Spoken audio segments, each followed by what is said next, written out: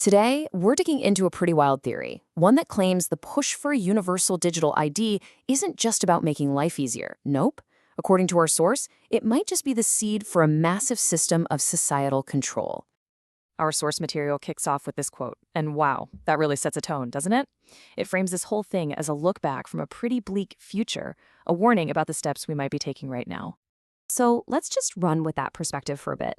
The main idea we're exploring is that a universal digital ID is what the source calls the kernel, like the foundational piece of code, for what could become a full-blown surveillance state. And this idea of the kernel is so key. It's not the final system itself. Think of it more like an operating system. Once that OS is installed, you can build all sorts of apps on top of it, and those apps could be used for, well, anything. So how in the world does a kernel like this actually get installed in society? The source says it's not by force. It's through a pretty clever social and political strategy. Let's break down how this whole thing could supposedly come together. It all starts with a problem.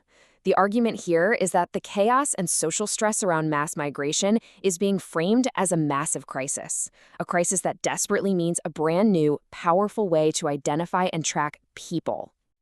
And you can see the scale of the public reaction to this problem, right?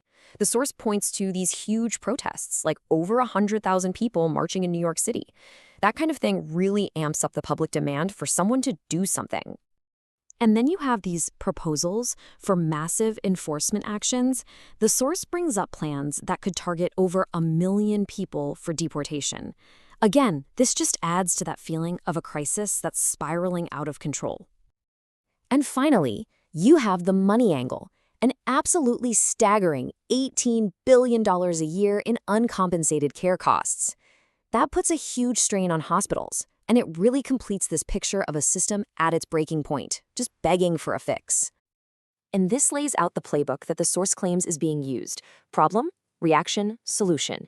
You highlight a crisis, the public understandably reacts and demands a solution, and then a pre-planned solution is offered up.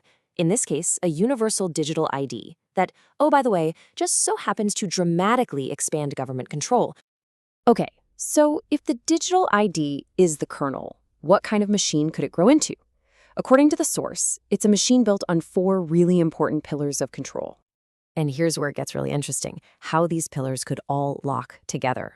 First up, surveillance. Think merging all the government databases, Homeland Security, the IRS, you name it, into one giant master file on every single person. Second, medical. Tying that ID to your health records, which could potentially control your access to care. Third, financial. Connecting that ID to your ability to even get a job, and maybe, down the line, linking it to new kinds of money like central bank digital currencies. And the final pillar, online. Imagine needing that ID just to get on the internet.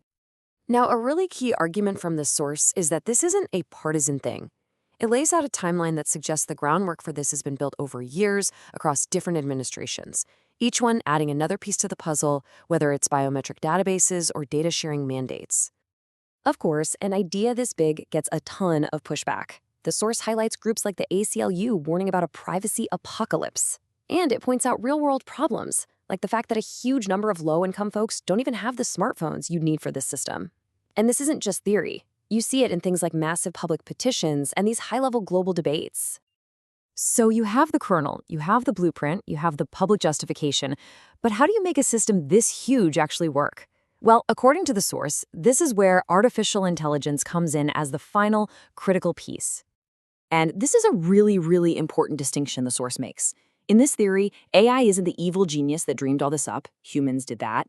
No, AI is the enforcer. It's the powerful, nonstop tool that can churn through all that data, connect all the dots, and manage millions of people in real time. That's what makes this level of control possible and, maybe, inescapable. And just to make this feel a little less like science fiction, the source actually names names. It points to real, existing AI platforms from companies like Palantir, Microsoft, and Google as the kind of engines that could easily power this whole machine, turning raw data into real-world decisions. All right, so let's zoom back out and take one last look from that visitor from the future perspective. Let's see the complete picture that our source material has been painting for us. So at the end of the day, the core argument is this. None of this is an accident. The crisis, the bipartisan policies, the digital ID push, the rise of AI, these aren't just a bunch of random things happening. In this view, they are all interlocking pieces of a single, coherent plan. And that leaves us with the final big question that this whole analysis raises. Are we just watching a series of logical solutions to modern problems play out? Or, as the source suggests, are we watching the quiet construction of a foundation for something else entirely? A warning from a potential future that maybe, just maybe, we still have a chance to rewrite.